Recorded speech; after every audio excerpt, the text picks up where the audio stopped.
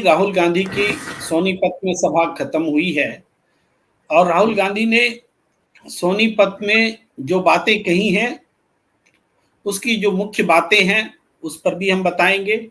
लेकिन उससे पहले एक बात जो दिख रही है, राहुल गांधी जो सुबह से यात्रा लेकर निकले और उस यात्रा में जो भीड़ है और भीड़ में जो दीवानगी है और इस दीवानगी की जो वजह है राहुल गांधी वो जिस तरीके से इंटरेक्ट कर रहे हैं, जो वे ऑफ इंटरेक्शन उन्होंने पैदा किया है, इजाद किया है, वो है केवल सड़क से गुजर जाना और फ्लाइंग हैंड्स दिखा करके। ऐसा नहीं है। वो लोगों की गैदरिंग के बीच से निकलते हैं, आहिस्ता आहिस्ता सबसे हाथ मिलाते हैं, सब लोग उनको छूने के लिए परेशान रहते हैं। और ऐसा नहीं है कि सुरक्षा गार्ड घेर करके दूर तक सड़क किनारे कर दिया और हाथ हिलाते चले और दूर से ही लोग देख रहे हैं। इस तरह का इंटरेक्शन नहीं है।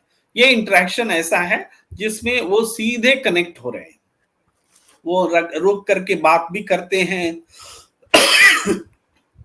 रुक करके गाड़ी से उतर करके भी बात करते हैं। सारे तरीकों से वो इंटरेक्ट कर रहे हैं। और ऐसा करते हुए जो बात वो कह रहे हैं वो बात सिर्फ चुनावी भाषण नहीं है। वो सिर्फ चुनावी भाषण नहीं है। मैं ये बार बार कह रहा हूं। और आज जिस शीर्षक के तहत हम बात कर रहे हैं कि मोदी की बादशाहत खत्म कर रहे हैं राहुल गांधी, बादशाहत खत्म कर रहे हैं राहुल गांधी। और उसका वो तरीका हरियाणा जो है, ऐसे भी हरियाणा क्या है, हरियाणा में जिसकी सरकार बनती है उसी की लोकसभा में सरकार बनती है। ये हमेशा से देखा गया है। हरियाणा अगर कांग्रेस ने जीत लिया, समझिए अगला लोकसभा चुनाव भी कांग्रेस जीतने जा रही है। ये उसका सिम्टम्स है। यही पानीपत है, यही कुरुक्षेत्र है। जो संग्राम, निर्णायक संग्राम इस देश की धरती पर हुए हैं वो हरियाणा है। और एक बार फिर हमें जो दिख रहा है वो हरियाणा का संग्राम निर्णायक दिख रहा है कई कारणों से।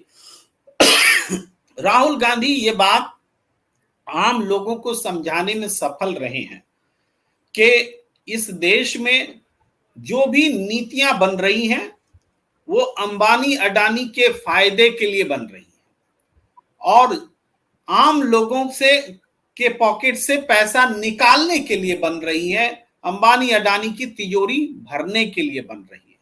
बार बार राहुल गांधी उदाहरण देते हैं, पहले भी देते थे, बात समझ में नहीं आती थी, लेकिन अब सबको बात समझ में आ रही है कि जो रक्षा डील इजराइल के साथ भारत करता है या किसी देश और देश के साथ करता है, उस रक्षा डील का बजट कहां से आता है?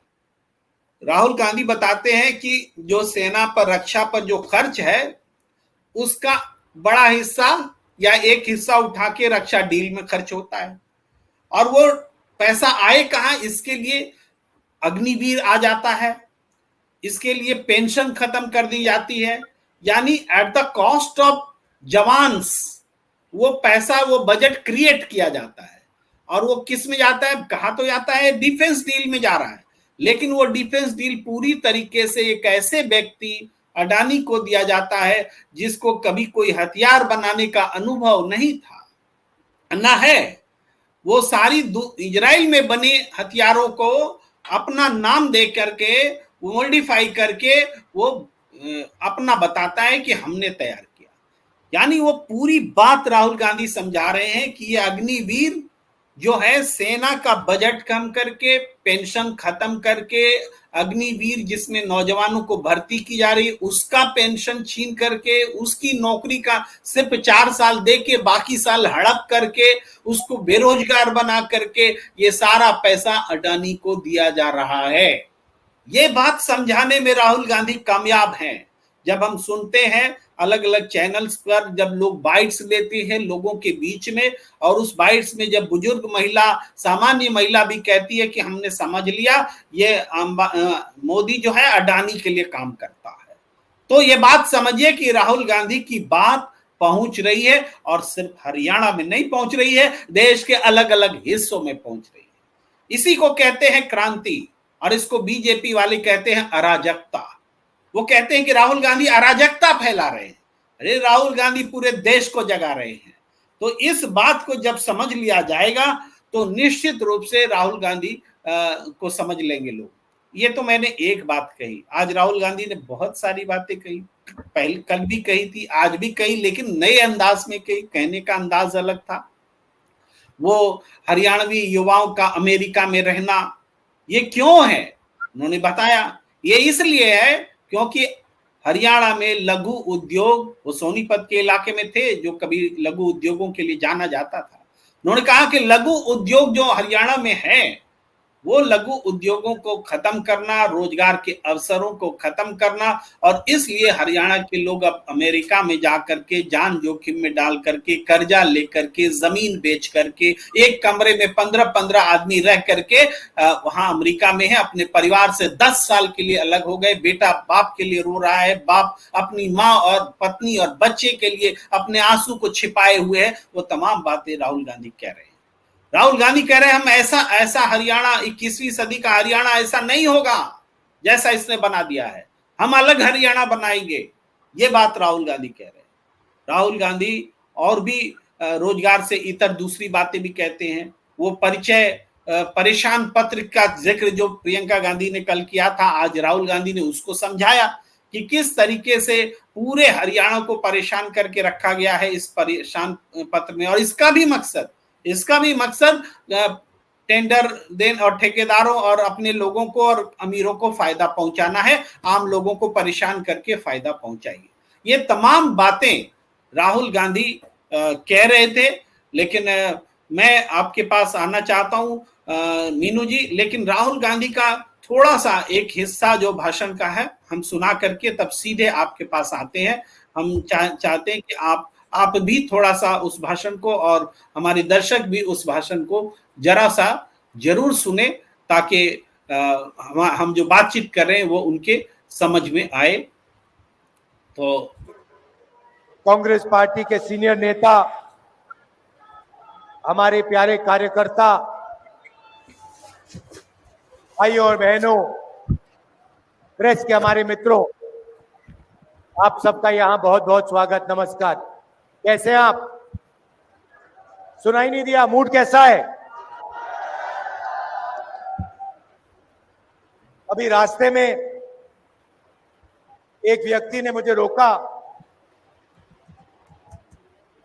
और कहता है, राहुल जी मैं छोटा बिजनेस चलाता हूं, मुझे नरेंद्र मोदी जी ने और हरियाणा की सरकार ने बर्बाद कर दिया है। मैंने कहा कैसे और क्यों? कहता है, राहुल जी नोटबंदी की, गलत जीएसटी लागू की, बैंक के दरवाजे मेरे लिए बंद हैं। फिर मैंने पूछा ये क्यों किया इन्होंने, और 1 सेकंड में जवाब आता है, राहुल जी अदानी और अंबानी की मदद करने के लिए किया। सब लोग जानते हैं कि हिंदुस्तान और हरियाणा की सरकार 2-3 अरबपतियों की मदद करने के लिए चलाई जा रही है। नतीजा यह है कि जो भी पहले आपके पास रोजगार के रास्ते थे वो सारे के सारे एक के बाद एक बंद हो गए। पहले स्मॉल और मीडियम बिजनेसेस, छोटी इंडस्ट्री हरियाणा को रोजगार देती थी, वो बंद कर दी गई। आपके लोग सेना में जाते थे, देशभक्ति की आग उनके दिल में होती थी, वो जाते थे। वो रास्ता भी अग्निवीर योजना के माध्यम से बंद कर दिया है। भाइयों और बहनों, आप जानते हो अग्निवीर क्या है? आप जानते हो अग्निवीर क्या है? क्या है अग्निवीर? क्या है बताओ?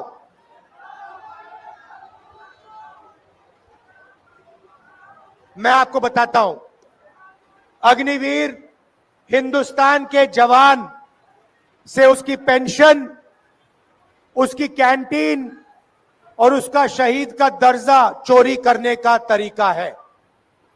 ये योजना इसीलिए बनाई गई है कि हमारे जवानों को पेंशन ना देनी पड़े, उनके परिवारों को कैंटीन ना देने पड़े, और जब वो शहीद हो तो उन्हें शहीद का दर्जा ना देना पड़े।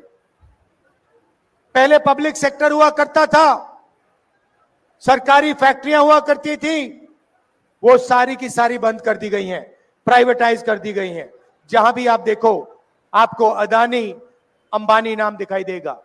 अग्निवीर योजना की, जवानों से उनका पैसा छीना, मगर लक्ष्य अदानी डिफेंस को हिंदुस्तान का डिफेंस बजट पकड़ाने का था। आप इंटरनेट पे जाइए, गूगल सर्च कीजिए, उस पे आप लिखिए अदानी डिफेंस, मीटिंग के बाद आप करना, और आपको दिखेगा चमकता हुआ वेबसाइट, उसमें अलग अलग हथियार दिखेंगे, राइफल, पिस्टल, कारतूस, तोप, ड्रोन्स, उस वेबसाइट पे सारे के सारे दिखेंगे। मगर सच्चाई यह है कि अदानी उनमें से एक भी चीज नहीं बनाता है। वो सारे के सारे हथियार विदेशी कंपनियां बनाती हैं, ड्रोन इजराइल की कंपनी बनाती है, हथियार इजराइल की कंपनी बनाती है। नरेंद्र मोदी जी सिर्फ अदानी को डिफेंस का कॉन्ट्रैक्ट देना चाहता है, इसीलिए विदेशी कंपनियों के हथियारों के ऊपर अदानी का लेबल लगता है। एक तरफ जवानों से उनका पेंशन छीना जाता है, उनका शहीद का दर्जा छीना जाता है, उनकी ट्रेनिंग कम की जाती है, और दूसरी तरफ वही पैसा सीधा अदानी के जेब में जाता है। ये आप सुन रहे थे अभी राहुल गांधी जिस विषय को बता रहे थे, आप सुन रहे थे, उन्होंने और भी विषयों पर बात की, लेकिन हमने जहां से चर्चा छेड़ी वो शुरुआती हिस्सा ही था जो हमने आपको राहुल गांधी के शब्दों में बताया।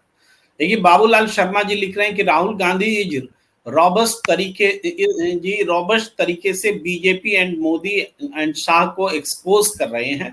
पब्लिक को इनकी बात को समझना चाहिए एंड राहुल गांधी जी को सपोर्ट करना चाहिए। ये बाबूलाल शर्मा जी लिख रहे हैं। जी मीनू जी, सीधे आपके पास आना चाहता हूं, क्या कहेंगे आप?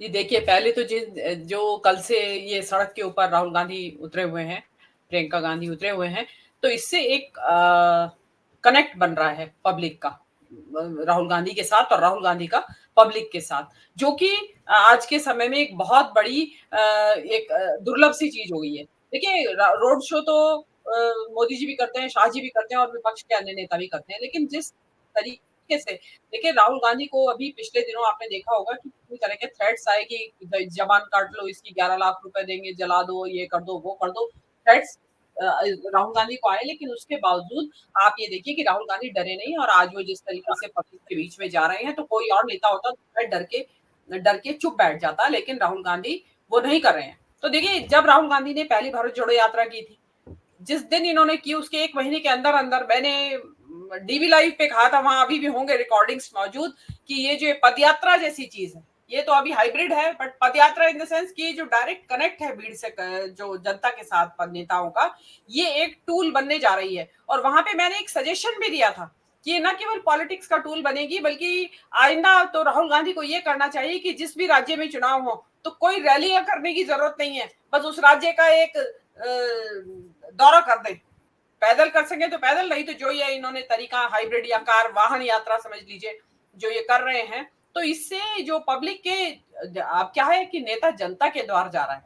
रैली में क्या होती है कि पब्लिक आती है नेता के पास, यहाँ क्या है, नेता खुद आ रहा है पब्लिक के पास कि भाई तुम्हें जहां से मुझे देखना है, मुझे मिलना है, अपनी बात कहनी है, आप अपने छज्जे के ऊपर खड़े होके, अपनी बालकनी में खड़े होके भी मुझे कुछ भी कह सकते हैं, मुझसे मिल सकते हैं, बात कर सकते हैं, अपनी बात रखनी है कुछ वो कर सकते हैं।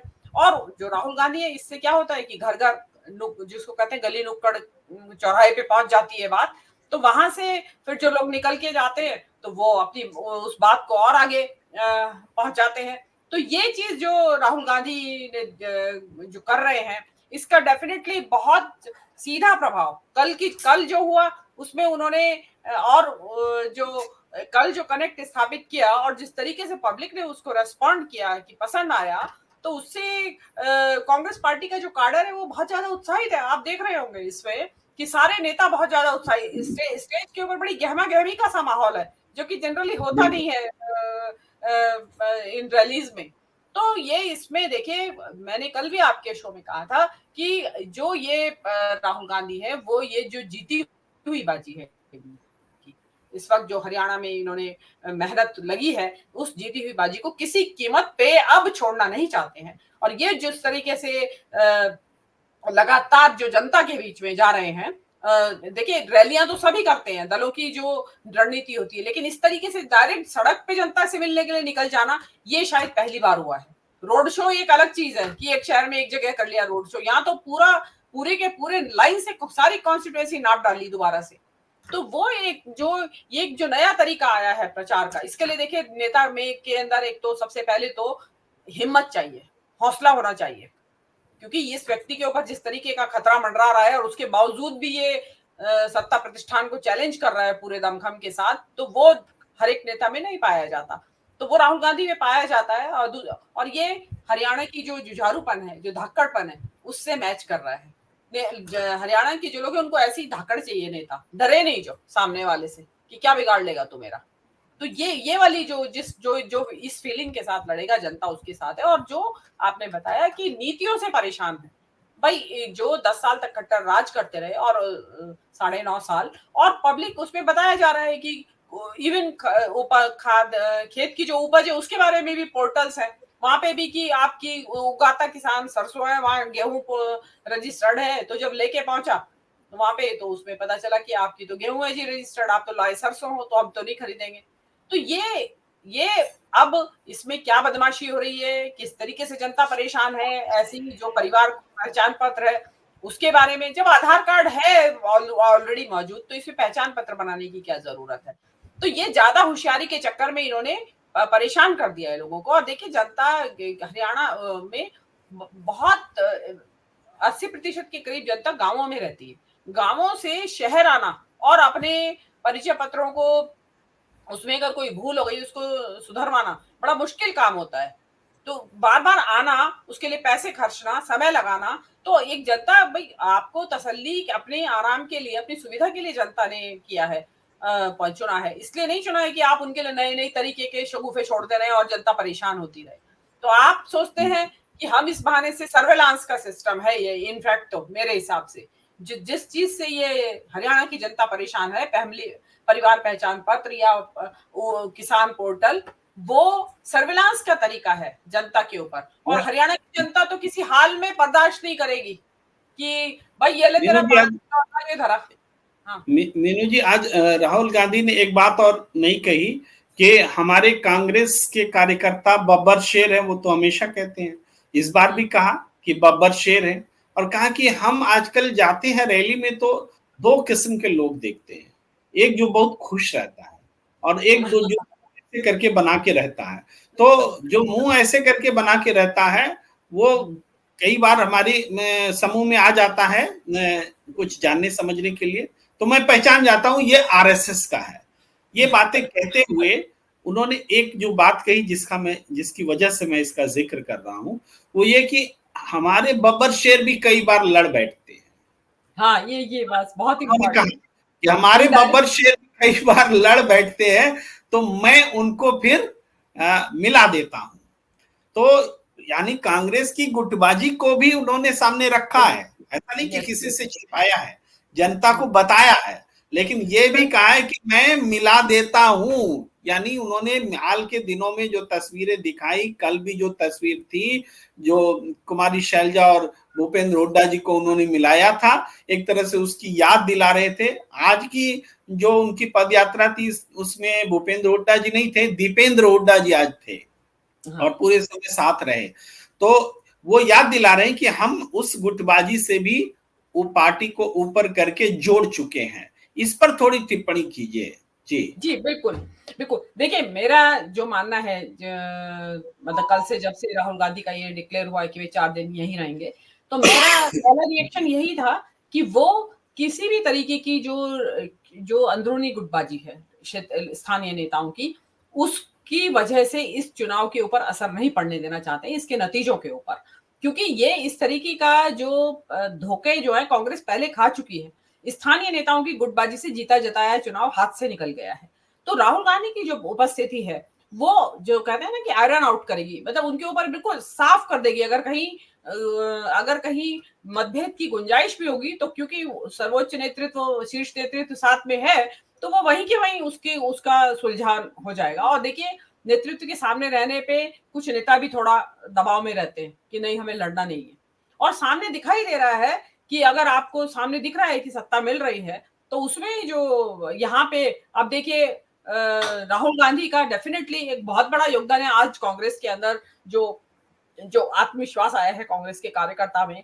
तो वो जो लोकसभा के चुनाव है उसमें जो नतीजा आया है उसका बहुत बड़ा योगदान है। और उस नतीजे को लाने में राहुल गांधी का डेफिनेटली एक बहुत बड़ा योगदान है, बहुत बड़ा। इवन 240 सीटों में भी बहुत बड़ा योगदान है, क्योंकि राहुल गांधी की वजह से ही विपक्ष के नेताओं में गलत को गलत कहने की हिम्मत आई और विचारधारा को, जो भाजपा की विचारधारा है, उसको चैलेंज करने की हिम्मत आई, तो जिसको जनता ने हाथों हाथ लिया है। अब यहाँ जो ये भीड़ दिखाई दे रही है जिस तरीके से, मैं बहुत जगह सुन रही हूँ, लोग जो है ये कमेंट कर रहे हैं, बड़े बड़े विश्लेषक भी, कि भाई रैलियों में भी आती है तो मोदी जी के भी आती है बहुत भीड़, लेकिन जरूरी नहीं है वो वोट देने के लिए भी आए।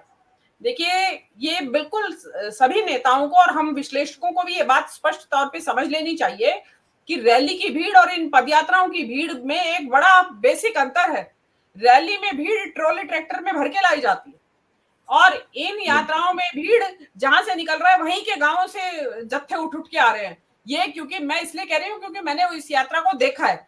मैंने राजस्थान में मैं 13-14 किलोमीटर चली हूँ, उधर भागे आ रहे हैं लोग खेतों में से लांग लांग के, और झुंड के झुंड आ रहे हैं, उनको कोई नहीं ला रहा है, भागे चले जा रहे हैं, और जो जुड़ गया वो साथ चल रहा है, लंबा होता जा रहा है काफिला।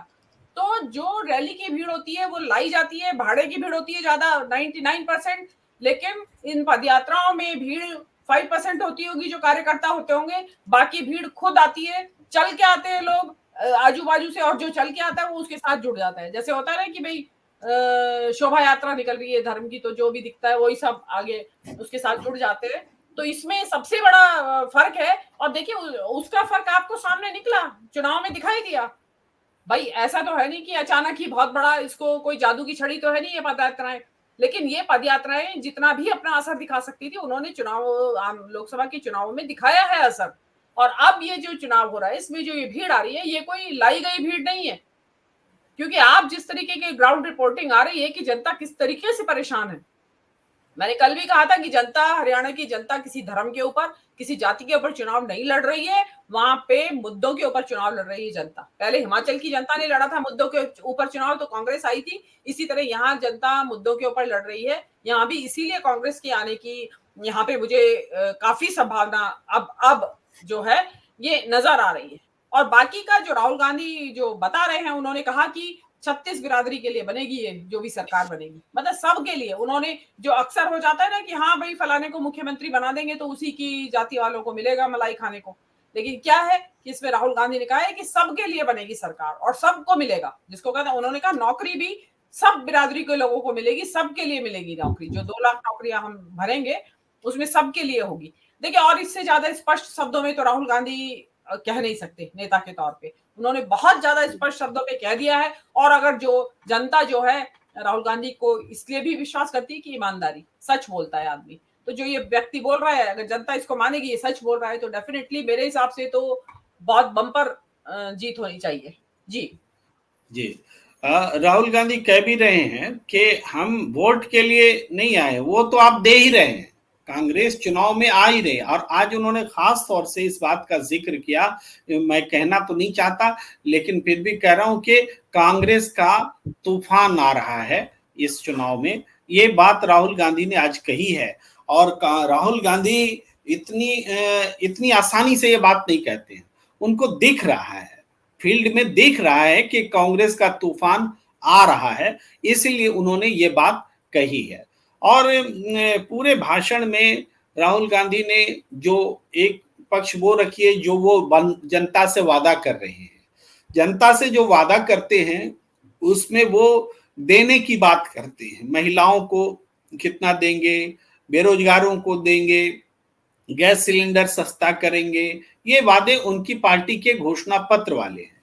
लेकिन ये बताते हुए वो बात जो मौलिक रूप से कहते हैं, जो बहुत बेसिक है, बुनियादी है और पूरे देश पर लागू होती है, वो ये कि तुम जितना अंबानी अडानी को दोगे हम सब नोट कर रहे हैं, हम उतना ही आम लोगों को देंगे।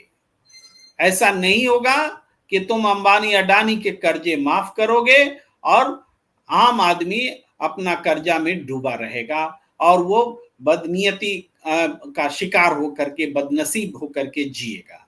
ये बात राहुल गांधी साफ तौर से कह रहे हैं, बोलचाल की भाषा में भी समझा रहे। आज उन्होंने एक बात इतने अच्छे से समझाई कि संविधान पर आक्रमण का मतलब क्या है, उसको उन्होंने कई उदाहरणों से समझाया। और आज तक जब कभी भी चर्चा होती है कि संविधान पर हमला हो रहा है, तो कई बार आलोचक जो हैं इसका मजाक उड़ाते हैं कि रोज रोज संविधान पर हमला होता है इनका, रोज संविधान की हत्या होती है, फिर संविधान जिंदा हो जाता है क्या कि फिर हत्या होती है। इस तरीके से मजाक उड़ाया जाता है। तो राहुल गांधी ने जिस तरीके से समझाया है उसको मैं थोड़ा बोलना चाहता हूं अपने दर्शकों के बीच में भी। वो तरीका बहुत शानदार है कि राहुल गांधी कहते हैं कि संविधान पर हमला हो रहा है कैसे। अंबानी की शादी में हजारों करोड़ रुपए खर्च किए जाते हैं और आम आदमी अपने घर शादी में जमीन बेचता है, कर्जा लेता है, तब शादी करता है, और अंबानी हजारों करोड़ रुपया सीधे अपनी बेटी की शादी में खर्च करता है। ये संविधान का पर हमला है। वो कहते हैं ये संविधान पर हमला है कि एक तरफ फिजूल खर्ची शादी हो रही है और दूसरी तरफ शादी करने के लिए आम आदमी को कर्जा लेना पड़ता है, कर्ज में डूबना पड़ता है। ये संविधान पर हमला है। ये देश जो है वो समझाते हैं कि ये देश सबके लिए बराबर है। वो कहते हैं कि जब अग्निवीर जैसी योजना बनाई जाती है और उसका आम सैनिकों का हक मारा जाता है, युवाओं रोजगार की उम्मीद करे, युवाओं के सपने को तोड़ा जाता है और उसका पूरा फायदा उठा के अडानी को दे दिया जाता है, ये संविधान पर हमला है। इस बात को समझा, ये संविधान पर आक्रमण है। आक्रमण शब्द का उन्होंने इस्तेमाल किया। ऐसे ही बहुत सारी चीजें उन्होंने एक क्रम से सुनाई और पूरी बात को उन्होंने समझाने का प्रयास किया कि ये कैसे संविधान पर हमला है। हम आपकी इजाजत हो मीनू जी तो एक बार फिर हम राहुल गांधी के थोड़े से स्पीच हम सुनाना चाहते हैं अपने दर्शकों के लिए। सुनाओ मीनू जी? हाँ प्लीज।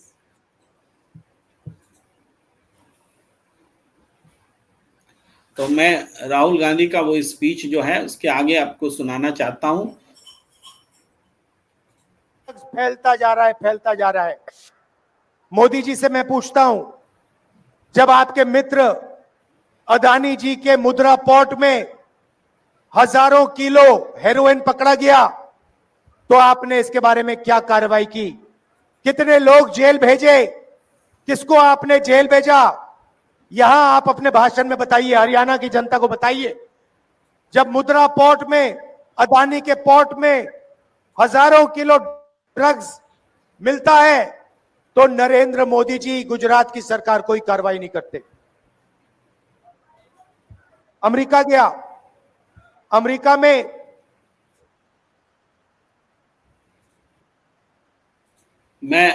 मैं विषय के हिसाब से मैंने इसको रोक दिया स्पीच को। अब वो अमेरिका वाले विषय पर आ रहे थे, युवाओं और बेरोजगारी पर आ रहे थे, जिस बारे में मैंने चर्चा भी की है। लेकिन अभी जो नशा का मुद्दा उन्होंने उठाया और हर रैली में वो नशा का मुद्दा उठा रहे हैं। आप ये समझिए राहुल गांधी जो नशा का मुद्दा उठा रहे हैं वो मुद्दा धीरे धीरे पकड़ रहा है लोगों के बीच में। देश से बाहर धीरे धीरे समझ में आएगा। हरियाणा के परिवार बहुत संजीदगी से इस मुद्दे को पकड़ रहे हैं। जैसे पंजाब में पकड़ा, कि हर दूसरा युवा जो है नशे की चपेट में, और नशा हिंदुस्तान में आ कहां से रहा? भाई बॉर्डर कोई क्रॉस तो कर रहा है, सरकार की नारकोटिक्स डिपार्टमेंट फेल है, लेकिन वहां न बोल के एक नई बात जो राहुल गांधी बोल रहे हैं, वो कह रहे हैं कि जो एयरपोर्ट्स का निजीकरण हुआ है, पोर्ट्स का, एयरपोर्ट नहीं, पोर्ट्स का, बंदरगाहों का जो निजीकरण हुआ है, जैसे मुद्रा एयरपोर्ट्स का उन्होंने जिक्र किया, वो निजीकरण होने की वजह से ये नशे का, मादक पदार्थों का भारत में आना बहुत सुगम हो गया है, आसान हो गया है। और पकड़े जाने के बावजूद सरकार अगर कार्रवाई नहीं कर रही है, अडानी के एयरपोर्ट से पकड़ा गया सैकड़ों टन मादक पदार्थ और उस पर कार्रवाई नहीं कर रही है, तो इसका मतलब क्या है? वो बता रहे हैं कि नशा दिया जा रहा है, नशे में युवकों को डुबाया जा रहा है, और अडानी का एयरपोर्ट के माध्यम से ये चीजें आ रही हैं, सरकार कुछ नहीं कर रही है, तो इसका मतलब है कि सब में सरकार भी शामिल है, वो ये कह रहे हैं। जी मीनू जी। जी बिल्कुल, देखिए नशे का तो आप ना केवल हरियाणा बल्कि पंजाब में देखिए, एक बल्कि पंजाब में तो फिल्म भी बन गई थी उसके ऊपर, उड़ता पंजाब। ऐसे ही उत्तराखंड में और अभी जम्मू कश्मीर में भी सुनाई दे रहा था कि नशे की गिरफ्त में, क्योंकि क्यों जा रहा है उषा जो युवा है नशे की गिरफ्त में, उसका मेरा जो मेन कारण तो यही है कि आपने उनके लिए पढ़ाई पूरी कर ली बच्चे ने, तो रोजगार के अवसर नहीं है, ना नौकरी का अवसर है, ना कोई अपना रोजगार करने का अवसर है। एमएसएमई स्मॉल बिजनेस की बात क्यों कर रहे हैं राहुल गांधी? इसीलिए बार बार कर रहे हैं कि ये एक छोटे छोटे काम है, उससे व्यक्ति मानसिक रूप से भी और शारीरिक रूप से भी किसी चीज में बिजी रहता है, किसी काम में बिजी रहता है। तो अगर आप बिजी रहेंगे तो आपका नशे की तरफ जाएगा ही नहीं रुझान। लेकिन जब आप खाली घूम रहे हैं तो ऐसे युवा या तो ये जो नशे के शिकार हो जाते हैं या फिर इसके नफरत की राजनीति के शिकार हो जाते हैं। जो आप देखेंगे जो लिंचिंग में या जुलूसों में नारे लगाते हैं मस्जिदों के सामने, जो मस्जिदों के ऊपर चढ़ के जो अपना भगवा लहराते हैं, उसमें कौन होते हैं? वो इसी श्रेणी के युवा होते हैं कि जो खाली हैं, जिनके पास काम नहीं है। आपको उसमें कभी भी किसी यूनिवर्सिटी कॉलेज के बच्चे या कोई डॉक्टरी इंजीनियरिंग मैनेजमेंट की पढ़ाई करने वाले बच्चे नहीं मिलेंगे इस तरह की खुराफात में। आपने देखा कभी कि लिंचिंग करने वाले युवा जो है कि कुछ डॉक्टर और कुछ इंजीनियर से मिलकर किसी की लिंचिंग कर दी? ऐसा नहीं देखा होगा आपने। तो क्यों? क्योंकि वो युवा खाली है, उनके पास काम नहीं है, या तो वो नशा करते हैं, नशे के पैसे नहीं है, तो वो इस तरह की नफरत और इस तरह की राजनीति में उतर जाते हैं।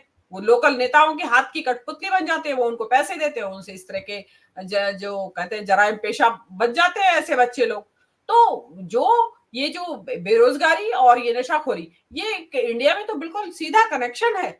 और जो बात राहुल गांधी ने कही है कि प्राइवेटाइजेशन होने से, अदरवाइज तो क्या अगर ये सरकारी हाथ में होता तो क्या इसके बारे में कोई इस तरीके रफा दफा कर दिया जाता मामला? मतलब हजारों टन हेरोइन उतर चुकी है अभी तक मुद्रा पोर्ट पर, जो अडानी का है, लेकिन कोई पूछने वाला नहीं है कि कहाँ हुई, क्या हुआ, उसका फर्दर क्या हुआ, जो खेप उतरी थी उसका कौन मालिक था, किसके पास गई वो और कहाँ खप गई वो खेप। ये भी नहीं आया कि भाई डिस्ट्रॉय कर दी गवर्नमेंट ने, ये तो कोई खबर नहीं आई है। तो कहाँ है, इसका मतलब खप गई है ना। तो मुझे तो लगता है कि एक बहुत बड़ा रैकेट है ये भी। अब कौन चला रहा है, सरकारी संरक्षण है या नहीं है, ये तो हम कह नहीं सकते, लेकिन लगता ऐसा ही है कि उनके हौसले इतने बुलंद है कि उनको किसी का डर नहीं है, किसी कानूनी एजेंसी का डर नहीं है। नहीं तो नारकोटिक्स के खिलाफ जो कानून है वो तो बहुत सख्त है कि आपके पास 1 ग्राम भी मिल जाए तो भी आप बच नहीं सकते। और यहाँ टनों उतर रही है एयरपोर्ट पे और किसी को पूछ नहीं रहा है कोई कि भाई आई कहां से ये और किसके पास गई। तो ये तो एक बहुत बड़ा नेक्सस चल रहा है। इसमें कौन कौन शामिल है इसके बारे में अब यहाँ तो हम सार्वजनिक मंच से कुछ कह नहीं सकते, लेकिन ये है। और इसके बारे में जो देश की सत्ता पे सरकार बैठी हुई है उसको सोचना चाहिए कि हम इस देश को कहां तबाह करने की तरफ ले जा रहे हैं, नशे की आदत पे ले जा रहे हैं, जिसको आप जिन युवाओं को इस देश का डिविडेंड कहते थे, आज वो आपके ऊपर बोझ बन गए हैं। इसलिए आपने रास्ता निकाला कि उनको नौकरियां मत दो, उनको भर्ती परीक्षाएं ना होने दो, अग्निवीर ला दो उनके लिए, उनको भर्ती एग्जाम हो भी रहा है कॉम्पिटिटिव तो पर्चा लीक करवा दो, उनको कॉलेज से बाहर ही ना निकलने दो, इतने पर्चे लीक करवाओ कि कॉलेज से बाहर ही ना निकल पाए। तो ये सब चीजें चल रही हैं तो उसको राहुल गांधी डेफिनेटली देखिए जो उन्होंने मैं फॉरेन अब में जो राहुल गांधी के उस भाषण के हिस्से को, जिसमें मैं कह रहा था कि संविधान पर आक्रमण, इसको उन्होंने बहुत आज डिफाइन किया, थोड़ा उस भाषण के हिस्से को सुनाना चाहता हूं और सबका ध्यान आकर्षित करते हुए। भाषण तो आप सब सुनते हैं, हम भी सुनते हैं, लेकिन कोई खास जगह होती है जहां पर कि ध्यान देना जरूरी होता है। मैं चाहूंगा कि आप सब इस पर जरूर ध्यान दीजिए कि राहुल गांधी यहाँ पर जो बात करें कि संविधान कैसे बचाया जाए, तो उस पर जरूर ध्यान दिया जाए। जो भी हिंदुस्तान के गरीब लोगों को मिला है, दलितों को, किसानों को, पिछड़ों को, जो भी मिला है आज तक, वो इसके कारण मिला है। अगर राजनेता, हमारे जैसे लोग आपके लिए काम कर सकते हैं, तो उसका कारण यह है। और बीजेपी 24 घंटा इस पर आक्रमण करती है, आपको बताते नहीं है, मगर जब आरएसएस के लोग हिंदुस्तान की संस्थाओं में अपने लोग डालते हैं, अपने लोग भरते हैं,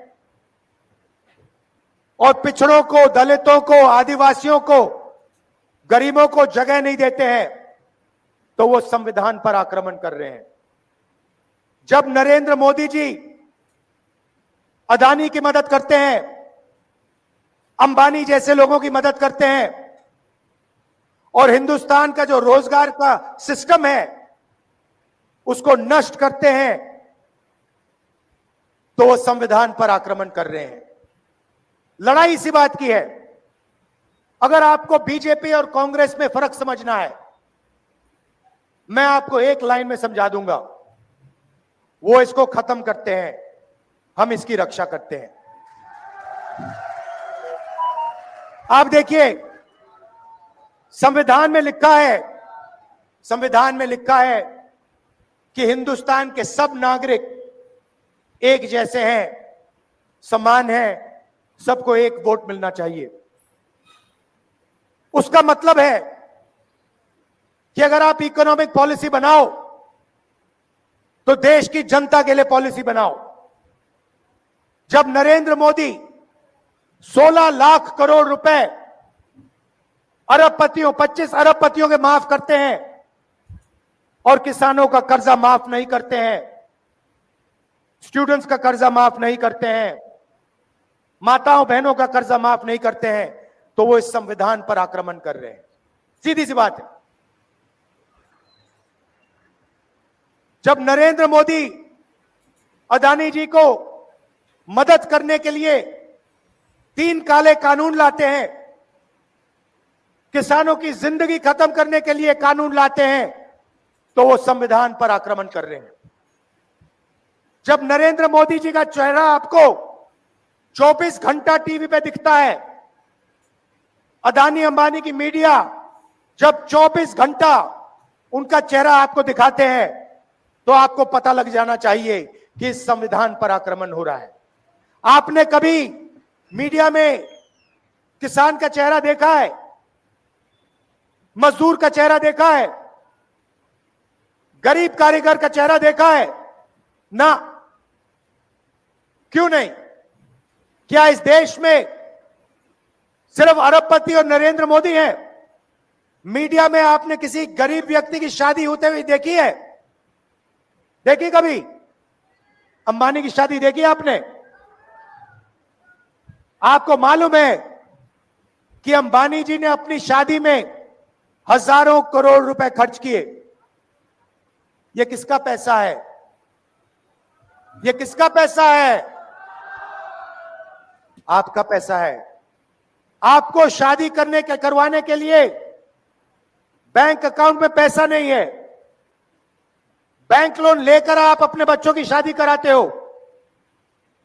और नरेंद्र मोदी जी ने पूरा का पूरा ढांचा ऐसा बना रखा है कि 25 लोग हिंदुस्तान में हजारों करोड़ रुपए की शादी कर सकते हैं, मगर किसान कर्जे में डूबकर ही शादी कर सकता है। अगर यह संविधान पर आक्रमण नहीं है, तो फिर क्या है संविधान पर आक्रमण? तो ये हम बदलना चाहते हैं।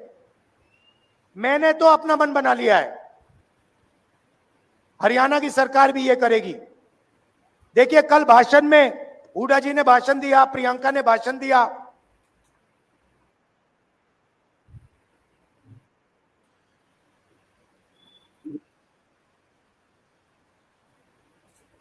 मैंने स्पीच को रोक दिया क्योंकि यहां पर यह बात पूरी हो रही थी कि संविधान पर आक्रमण क्या है। अलग अलग तरीकों से उन्होंने समझाया कि संविधान पर आक्रमण क्या है। एक तरह से एक परिभाषा दी है।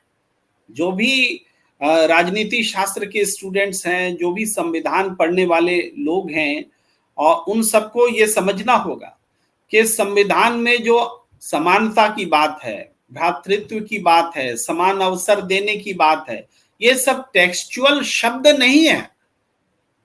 इसको सरकार को अमल में भी लाना है, और नहीं ला रही है सरकार, या ऐसा नहीं हो पा रहा है, तो ये सब संविधान का उल्लंघन है। जो रिजर्वेशंस हैं दिए हुए हैं, संविधान के तहत दिए हुए हैं ना, किसको सहमति है किसको असहमति हो एक अलग प्रश्न है, लेकिन जो दिया हुआ है, अडॉप्टेड है, माना हुआ है, उसको अगर लागू नहीं किया जा रहा है तो वो संविधान का उल्लंघन है, संविधान पर आक्रमण है। अगर अमीरों को का कर्जा माफ होगा और गरीबों का कर्जा माफ नहीं होगा तो ये भी उल्लंघन है संविधान का, बराबरी गैर बराबरी का सिद्धांत है, और इसकी भी आलोचना होनी चाहिए, और आलोचना होती है, आलोचना करनी होगी। हमें देखना होगा, हमें अपनी नजर, अपनी आंखें खोलनी होगी कि संविधान का मतलब क्या है, संविधान पर हमले का मतलब क्या है, ये बता। अरे कोई शाही शादी करता है, बोलचाल की भाषा में कहते हैं कि अपना घर के पैसे से शादी कर रहा है, तुमसे मांगने थोड़े गया है, ऐसे ही तो बोलते हैं। बड़े बड़े विद्वान बोलते हैं अरे भाई उसके पास पैसा है तो खर्चा कर रहे हैं तो क्या दिक्कत है। लेकिन नहीं, जिस आपको अकूत पैसा कमाने की इजाजत यहां मिली हुई है, इसलिए नहीं कि उस अकूत पैसे को आप इस तरीके से बर्बाद कीजिए और देश की ज्यादातर जनता जो है शादी करने के लिए कर्जा लेता रहे, और आप शादी ऐसी करिए, फिजूल खर्ची करें, हजारों करोड़ खर्चा कर दे। उस हजारों करोड़ में क्या क्या नहीं हो सकता था, कितने रोजगार के साधन बन सकते थे। आप उद्योगपति किस लिए, आपको जमीनें फ्री में हम क्यों देते हैं, सरकार देती है ना, सारी सहूलियतें क्यों देती है। आप हमारे पैसे हमारे इकोसिस्टम से पल करके अमीर हुए, उद्योगपति हुए, ये निजी दौलत है, ये बोल करके आप शाही खर्च में बर्बाद नहीं कर सकते। ये संविधान पर हमला है, ये बात बता रहे हैं राहुल गांधी और भी अलग अलग तरीकों से उन्होंने बताया। लेकिन मीनू जी, आपका टेक। देखिए, ये जो बड़े उद्योगपति हैं, ये जितने भी अडानी हैं, अंबानी हैं, या जितने भी जो टॉप नंबर के जितने भी आप लगा लीजिए ऊपर से नीचे तक, फॉर्च्यून 500 इंडिया में की जो लिस्ट होगी अगर, तो उसमें वो सब आईपीओ के जरिए, पब्लिक मनी के जरिए वो पैसा उगाते हैं अपनी इंडस्ट्रीज में लगाने के लिए। तो वहां पब्लिक का पैसा लगा रहता है। आप आईपीओ समझ रहे होंगे, पहले जमाने में, अब तो कम हो गया है आईपीओ का रिवाज, नहीं तो पहले बहुत आईपीओ आते थे कि पब्लिक से वो निकालते थे कि भाई 10 रुपए में शेयर है, आप फॉर्म भरिए और आपके नाम अलॉट हो जाते थे। तो हजारों शेयर, लाखों शेयर भी किसी किसी के नाम अलॉट हो जाते थे। तो वो उन्हीं से बने हैं अडानी और अंबानी, उन्हीं शेयर के, उन्हीं पैसे से बने हैं। और अडानी तो उस पैसे से बने हैं जिस पैसे से देश के पोर्ट्स, एयरपोर्ट्स, देश की ऊर्जा की सुविधाएं और वो सब मिली हैं, वो सब अडानी तो उस पैसे से बने। और अंबानी ने पब्लिक का पैसा उगाया है, तो उन्होंने तो चलो अपना साम्राज्य खड़ा कर दिया, लेकिन बहुत सारे ऐसे भी हैं जो कि उस पैसे को लेके भाग गए हैं, पब्लिक के पैसे को, जो विदेशों में भागे हैं, गीतांजलि वगैरह है, जो मेहुल चोकसी जिनको कहते हैं, नीरव चौकसी कहते हैं, ये लोग तो सब ये आईपीओ के नीरव मोदी, हाँ, मेहुल चौकसी और नीरव मोदी, वो लोग तो ये पब्लिक का पैसा ही लेके भागे हैं। गीतांजलि जो ये आपका ये डायमंड की जो कंपनी थी, आईपीओ का ही तो पैसा है उस पे। उन्होंने अपना क्या किया, थोड़ा सा चमक धमक दिखाई, 1-1.5 साल नकली हीरे बेचे, और वो जो डस्ट होती है हीरे की, और भाग गए पैसा लेके। और वो एक नहीं है, उसके जैसे हजारों हैं जो लाखों करोड़ रुपया लेके भाग गए हैं देश का, आईपीओ के जरिए जो पैसा पब्लिक ने उनको दिया और उसके बदले में उन्होंने इंडस्ट्री लगा के खड़ी कर दी और उसको 2 साल के बाद सिक घोषित कर दिया और भाग गए पैसा लेके। उसमें से पैसा निकालते रहे धीरे धीरे इंडस्ट्री में से। तो पैसा तो सीधे सीधे राहुल गांधी, तो क्योंकि ये इकोनॉमी, ये जो फाइनेंस की बात है, कैपिटल मार्केट की बात है, तो इसलिए पब्लिक को इतनी समझ में नहीं आएगी, लेकिन पैसा पब्लिक का ही लेके भागे हैं जो लोग भागे हैं। मेहुल चौकसी हो गया है, ये आपके ये नीरव मोदी हो गया, और इसके जैसे और भी संदेश राव और पता नहीं कितने नाम हैं जो लेके भागे हुए हैं पैसा। आपका ललित मोदी है, वो कहां से आया पैसा? वो सब पब्लिक मनी है, आईपीओ के जरिए जो उन्होंने उगाया था पैसा, उसको बाद में दिखा दिया और बैंकों से लिया लोन। बैंकों में बैंक जो लोन देता है वो किसके पैसे से देता है? हमारा और आपका पैसा ही तो बैंक में भी जमा है। कोई एफडी के तौर पे जमा है, कोई अदरवाइज हमने किसी तरह के बॉन्ड्स खरीद रखे हैं, वो पैसा जमा है। वो पैसा ये लेके इनको लोन में मिलता है उद्योगपतियों को, और वो अपनी लोन लेते हैं, फिर इंडस्ट्री को सिक दिखा देते हैं, उनको नॉन परफॉर्मिंग एसेट घोषित कर दिया जाता है, और वो फिर दूसरा उद्योगपति औने पौने दाम में खरीद लेता है उसको आके। जी मीनू जी, एक और बात की ओर ध्यान दिलाना जरूरी है, वो है कि आज 2 बड़ी घटनाएं सुबह में से घटी। एक तो परोल मिला राम रहीम को, और दूसरी घटना सोनम वांगचुक की है। सोनम वांगचुक को दिल्ली नहीं घुसने दिया गया, उनको हिरासत में ले लिया गया, और इसकी प्रतिक्रिया में पूरा सिक्किम बंद है, और बहुत शांतिपूर्ण ढंग से बंद है। जबरदस्त प्रतिक्रिया हुई है, पूरे जम्मू कश्मीर में इसकी प्रतिक्रिया हुई है, और कई इलाकों में ये बंद है। और इसके अलावा राजनीतिक जगत में भी इसकी प्रतिक्रिया हुई है। राहुल गांधी ने भी ट्वीट किया है सोनम वांगचुक की अरेस्टिंग या डिटेंशन को लेकर के, उन्होंने आपत्ति जताई है। और हमने मनीष सिसोदिया को भी सुना कि उन्होंने भी कहा कि दिल्ली में गैंगस्टर्स खुलेआम रंगदारी मांग रहे हैं, विदेश से रंगदारी मांग रहे हैं, देश के अलग अलग हिस्सों से मांग रहे हैं। उसको पकड़ने के लिए दिल्ली के पुलिस के पास में कुछ नहीं है, सरकार के पास कुछ नहीं है, सरकार कुछ नहीं करती। और सोनम वांगचुक को दिल्ली में नहीं आने के लिए इनके पास सब कुछ। आखिर सोनम वांगचुक दिल्ली आते और 2 अक्टूबर को राजघाट पर जाकर के गांधी जी को श्रद्धांजलि देते, तो इस सरकार का क्या बिगड़ जाता? 130 लोगों को इन्होंने अरेस्ट कर लिया या डिटेंशन में लिया। मुझे अपडेट नहीं पता कि डिटेंशन के बाद उसको अरेस्ट में कन्वर्ट किया गया है कि नहीं। बहुत ज्यादा समय तक डिटेंशन में रख भी नहीं सकते। तो वो पैदल चलकर आ रहे थे सिक्किम से, और सिक्किम में समझिए चाइना हमारे इलाकों में घुसा हुआ है, सरकार मानती ही नहीं है। ये लोग बताते हैं कि देखिए, हम जहां गडरिया बन करके अपने पशुओं को चराया करते हैं, हमारे लोग किसान चराते हैं, वो वहां पर अब हम जा नहीं पाते, हमें जाने नहीं देती, चाइनीज लोग आने नहीं देते, और हमारा बहुत बड़ा एरिया चाइना कब्जा कर लिया है। हम दिखाना चाहते हैं, नेता यहाँ आए और हम दिखाएं, लेकिन लंबे समय तक अनशन के बावजूद कोई भी सरकार का नुमाइंदा, कोई भी भाजपा का नेता उनसे मिलने नहीं गया। अब तब उन्होंने अपनी बात पर जोर देने के लिए वो पर्यटन आते हैं, पर्यावरणविद की तरह उनकी सोच होती है और पूरे समाज के लिए काम करते हैं। इनसे सरकार को आखिर क्या खतरा है?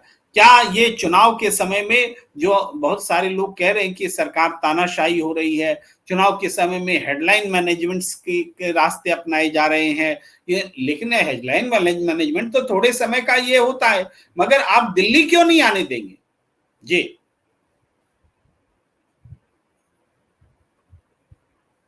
म्यूट है आप। जी देखिए, ये जो सरकार है, ये सरकार अपनी सोच में लोकतांत्रिक नहीं है, क्योंकि इनका लोकतांत्रिक जरिए से चुन के जरूर आए हैं, लेकिन प्रवृत्ति तानाशाह वाली है। तो तानाशाह को तो सामने से कोई विरोध या किसी तरह की आलोचना को बर्दाश्त नहीं कर सकता, ना ही वो सुनना चाहते हैं किस तरह की आलोचना, किसी तरह का इस तरीके की जो कोई व्यक्ति उनके किसी मांगों को लेके। यही व्यवहार लगभग किसानों के साथ किया था। ये तो शुक्र मनाइए कि अभी सोनम वांगचुक के लिए भाजपा के आईटी सेल ने अर्बन नक्सल आ गया है दिल्ली में, ये नहीं कहा। आंदोलन जीवी आ गया है, ये नहीं कहा। टुकड़े टुकड़े गैंग भी कह सकते हैं वो उनको। हो सकता है कोई नाम ढूंढने लगे वो सोनम वांगचुक के लिए निकालेंगे, फिर उसको ट्रेंड करवाया जाएगा। कि ये फलाना आ गया है इस देश के, मतलब बदनामी की जाएगी उसको, इतना उसका विलिफिकेशन किया जाएगा कि लोगों को लगेगा कि सोनम वांगचुक नहीं, कोई एक विदेशी आ गया है, घुसपैठिया, हो सकता है घुसपैठिया भी कह दिया जाए, तो कुछ भी ये लोग कह सकते हैं। देखिए सोनम वांगचुक क्या करने आए हैं दिल्ली, वो छठी शेड्यूल में अपने देश अपने राज्य को शामिल करना चाहते हैं। छठे शेड्यूल का मतलब उनका वहां उन राज्यों में लागू होता है जहां पे कि जिनकी एक विशेष तरह की संस्कृति होती है, भाषा है, उनकी परंपराएं हैं, और जिसका की संरक्षण किया जाना इस देश का संविधान जरूरी समझता है, ये सरकारें जरूरी समझती हैं। तो जो जनजाति क्षेत्र है 97% तो पहले ही डिक्लेयर हो चुका है लद्दाख, तो उनका ये कहना है कि बाहर के लोग आ रहे हैं, जब से धारा 370 हटाई गई है और 35A हटा है, तब से वहां पे बाहर के लोग आ गए हैं और बड़े लोग जमीन खरीद रहे हैं, वहां कॉर्पोरेट समूह, वहां माइनिंग का काम चालू हो रहा है, वहां होटल आ गए हैं, बेशुमार होटल आ गए हैं, और जो कि बोरवेल से खुदाई कर रहे हैं पानी के लिए, तो वहां ऑलरेडी पानी की कमी है, और आप ऊपर से उस पहाड़ में आप बोरवेल की खुदाई कर रहे हैं, और इतना वहां पे इतना मतलब जितनी आबादी नहीं है उससे ज्यादा वहां बाहर के लोग आ गए हैं। तो वो चाहते हैं कि हमारी इस देश हमारी जो लद्दाख है उसकी संस्कृति की रक्षा हो और यहाँ के पर्यावरण की रक्षा हो। देखिए पानी के लिए वहां ऑलरेडी किल्लत है, आप दर्शकों में से बहुतों को पता होगा कि सोनम वांगचुक किस एक इनोवेशन के लिए विख्यात है, विश्व में विख्यात है। उन्होंने वहां पे पानी की कमी को समाप्त करने के लिए बर्फ के स्तूप, मतलब बड़े टावर्स बनाए, सर्दी के मौसम में पानी को इस तरीके से डाइवर्ट किया गया कि ताकि वो बर्फ टावर्स की शेप में जम जाए, और फिर जब गर्मी आए और फसल बोने का टाइम आए बसंत में, तो उस टाइम वो पानी पिघल जाए गर्मी की वजह से, और वो खेतों में और लोगों के आम जनता के लिए इस्तेमाल में काम आए। तो जहां पे पानी के लिए इस तरीके का संघर्ष करना पड़ रहा हो, तो वहां पे आप इतने होटलों को इजाजत कैसे दे सकते हैं? तो सरकार का तो काम यह है कि कॉर्पोरेट को भेजो, वहां लिथियम की खुदाई करो और मिनरल्स की खुदाई करो, और वहां पे जमीनें औने पौने दामों में भेज दो, विकास के नाम पे चौड़ी सड़कें बनाओ, जिससे कि दिन रात पहाड़ धसक जाए, जोशीमठ जैसे शहर का शहर धसक रहा है। तो सोनम वांगचुक का ये कहना है कि हम नहीं चाहते हिमाचल और उत्तराखंड जैसे हालात लद्दाख में पैदा हों, इसलिए हमें छठी अनुसूची का दिया जाए। उसके लिए उन्होंने, आपको ध्यान होगा, दर्शकों ने शायद देखा हो तो मुझे मालूम नहीं, लेकिन मैं बता देना चाहती हूँ दर्शकों की जानकारी के लिए, अभी दिल्ली में एंटर करने से पहले उन्होंने पंजाब में एक वीडियो रिलीज किया था सोनम वांगचुक ने। उन्होंने अपनी पूरी प्लानिंग बताई थी। उन्होंने बताया था कि हम दिल्ली पहुंचेंगे तो ना तो हम किसी तरह का नारा लगाएंगे, जो हम पैदल चलते हुए राजघाट पहुंचेंगे बापू की समाधि पे, तो ना हम किसी तरह का नारा लगाएंगे, ना हमारे हाथ में कोई तख्तियां होंगी, कोई प्लेकार्ड्स नहीं होंगे हमारे हाथ में कि हम इसलिए आए हैं। उनके हाथ में एक जो बुद्ध, वहां की जो बुद्ध बौद्धिक परंपरा है, उसमें एक सफेद रंग का एक वो होता है दुपट्टा टाइप, खतक बोलते हैं उसको, तो वो दिखा रहे थे। बोले हम इस बस खतक को लहराते हुए चलेंगे, जो 120 लोग हैं, आप ये कह दीजिए कि जैसे अपना गमछा जैसी एक सफेद रंग का गमछा समझ लीजिए, कि हम इसको लहराते हुए चलेंगे, बस वो हमारा प्रतीक होगा कि हम किस लिए यहाँ पे आए हैं। तो भाई इतने से भी अगर आप सरकार खौफ खा रही है, तो भाई इससे ज्यादा कायर सरकार हो नहीं सकती। और ये कोई लोकतांत्रिक तरीका नहीं है। वो लोग पूरा तो देश लद्दाख से हिमाचल आ गए, हिमाचल से हरियाणा क्रॉस कर लिया, तो उन्होंने कोई अराजकता नहीं फैलाई। वो दिल्ली में आके ऐसे मतलब दंगाई हो जाएंगे, वो दिल्ली में आके ऐसा कुछ कृत्य कर देंगे कि आग लगा देंगे दिल्ली में। वो ये मतलब इतने से लोगों से आप डर गए, आपको ज्यादा ही डर था तो आप भारी पुलिस का बंदोबस्त कर देते उनके चारों तरफ और चलने देते उनको अपने मार्च में। ये अधिकार कैसे छीन लिया आपने उनसे? क्या वो देश के नागरिक नहीं है? आप खुद तो उनमें अलगाव की भावना पैदा कर रहे हैं। अब आप बता रहे हैं कि जैसे बंद है वहां सिक्किम में, जम्मू कश्मीर में, तो वहां लोगों ने विरोध भी तो किया है ना बंद, तो आपने क्या किया? मीनू जी आपको टोक रहा हूं क्योंकि समय भी हो रहा है। एक आखिरी जो हिस्सा रह जाता है, राम रहीम पर आप अपनी टिप्पणी जरूर कीजिए, जो सवाल हम आपसे 2 सवाल लेकर आए थे जी। देखिए दूसरा राम रहीम का तो यह है कि भाजपा ने उसको वोट बैंक का एक वो बना रखा है माध्यम, कि जो भी कोई राम रहीम की अगर पैरोल हुई है या फरलो पे आया है तो समझ लीजिए चुनाव आने वाले हैं। और ये राम रहीम तो अभी सितंबर में आया था, अभी मुझे लगता है 15-20 दिन भी नहीं हुए इसको वापस गए हुए। ऐसे राम रहीम, ऐसा कौन राम रहीम इस देश का कौन व्यक्ति है जिसके लिए कानून को इतना लचीला बना दिया गया है? साफ पता चल रहा है कि क्योंकि राम रहीम का डेरा में सिरसा है, उस सिरसा में उसका डेरा है, और सिरसा। लेकिन इस बार थोड़ा महत्वपूर्ण बात यह भी है कि चुनाव आयोग ने उनको अनुमति दी है। और चुनाव आयोग ने कहा है कि उनको राम रहीम को कोई सोशल मीडिया में प्रतिक्रिया नहीं देना है, चुनाव में भाग नहीं लेना है, हरियाणा से बाहर ही वो संभवतः रहेंगे, इस तरह की कुछ शर्तें हैं। तो इस पर क्या कहेंगे आप? अरे राम रहीम खुद ना बोले, उसके बिहाफ पे आजकल व्हाट्सएप इतना बड़ा जरिया है कि पता चला कि वो उसके व्हाट्सएप के जरिए उसने अपना संदेश दे दिया, कोड लैंग्वेज में हो गया खत्म काम। और उसका आना ही अपने आप में जो उसके अनुयायी हैं उनको समझ में आ जाता है कि किसने छोड़ा। थोड़ा सा बोलना चाहता हूँ कि कोड वो तो ठीक है, कोड लैंग्वेज में वो दे सकते हैं, लेकिन चुनाव आयोग ने जो शर्तें थोपी वो तो राम रहीम पर थोपी है ना। मैं अगर उनका अनुयायी हो जाऊं, भारतीय जनता पार्टी का नेता हो जाऊं और उसके बाद में जा करके उनसे मिलूं, फोटो खिंचवाऊं और उसके बाद में कुछ मैसेज ले लूं और मैं अपने सोशल मीडिया पर उसको फैला दूं, तो चुनाव आयोग के ने जो निर्देश दिया उसका उल्लंघन भी नहीं होगा। भाई राम रहीम तो कर नहीं रहा है, वो तो उसका शिष्य ने कुछ फैला दिया, तो इस तरह का दुरुपयोग तो होगा ही होगा। इसको करने देने के लिए ही क्या ये किया गया है? क्या चुनाव में फायदा पहुंचाने के लिए है? जी बिल्कुल बिल्कुल बिल्कुल 100% चुनाव के लिए। नहीं तो बताइए और कौन से सामान्य जो लोग सजा याफ्ता लोग हैं वो कौन छुट के आ रहे हैं ऐसे कि हर तीसरे महीने राम रहीम बाहर, हर दूसरे महीने, और अब तो 15 दिन में ही आ गए। देखिए इसमें प्रेम जी एक सीधी सी बात है, मुझे मान लीजिए मैं और आप राम रहीम के अनुयायी हैं और आज राम रहीम को पैरोल मिल रही है, तो हम क्या होंगे? हम सरकार के प्रति कृतज्ञ महसूस करेंगे कि देखो हमारे गुरुजी को सरकार ने छोड़ दिया। सरकार किसकी? बीजेपी की। तो हमारा वोट किसको जाएगा? देख लेंगे एक बार। हाँ बिल्कुल, राम रहीम बाहर, सोनम वांगचुक अंदर। मतलब जो एक अपराधी जो सजा याफ्ता अपराधी है बड़े हीनियस क्राइम्स में, वो तो बाहर बार बार छूट के आ जाता है। और जो व्यक्ति एक अपने आप इस देश का ही एक हिस्सा है जिसको बचाने के लिए वो संघर्ष कर रहा है, वो आपको बर्दाश्त नहीं है। क्यों? क्योंकि अगेन वही आता है फिर वही वाली बात, रह के आप जानबूझ के आप इस तरह की परिस्थितियां पैदा करते हैं कि लोग अडानी की बात करें कि आप क्यों लद्दाख को क्यों खोल रहे हैं, क्यों आपने वहां पे भूमि बेचने का, भूमि आवंटन नीति लागू कर दी है नई, जिसमें सरकार बड़े कॉर्पोरेट्स को भूमि देगी।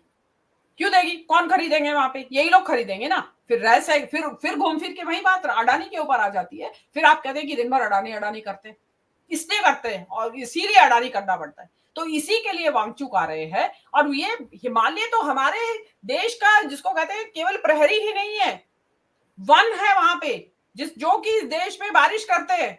अगर हिमालय में ही वन नहीं रहेंगे, वहीं की धरती में पानी नहीं रहेगा, वहां तो बादल कैसे उठेंगे, कैसे बरसात होगी और कैसे नदियों में पानी आएगा? जो नदियां ये गंगा, जमुना, सरस्वती, सिंधु और सप्त सिंधु जिनको हम कहते हैं, ये सब पहाड़ों से ही तो निकलती हैं। और लद्दाख पहाड़ है और पहाड़ से आ रहे हैं वांगचुक। तो आप क्यों नहीं सुनना चाहते उनकी बात? ये दक्षिण पंथियों की ये प्रॉब्लम होती है। आप जहां भी पर्यावरण की बात करेंगे, ये उनको वो व्यक्ति दुश्मन लगने लगता है। और ये अभी नाम निकालने वाले होंगे, एक आध दिन में निकाल देंगे नाम उसका, आंदोलनजीवी और या मुफ्तखोर या वो कुछ भी जो इनके दिमाग में आएगा, जो इनको सही लगेगा। बिल्कुल बिल्कुल।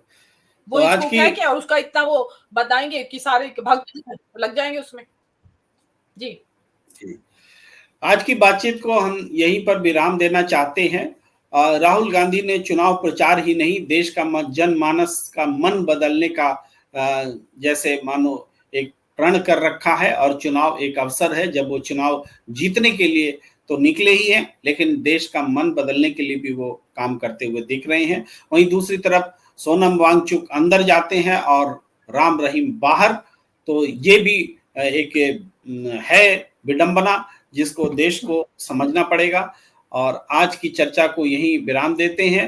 आप आप लोगों से अपील कि सब्सक्राइब कीजिए, लाइक कीजिए, शेयर कीजिए, ज्वाइन का बटन दबाइए प्रणाम इंडिया को, और इसी तरीके से जुड़ते रहिए और बातचीत का जो सिलसिला है, सार्थक बहस का जो सिलसिला है, वो आगे जारी रहे। धन्यवाद हम दोनों की तरफ से, आप सबका, आप सभी दर्शकों।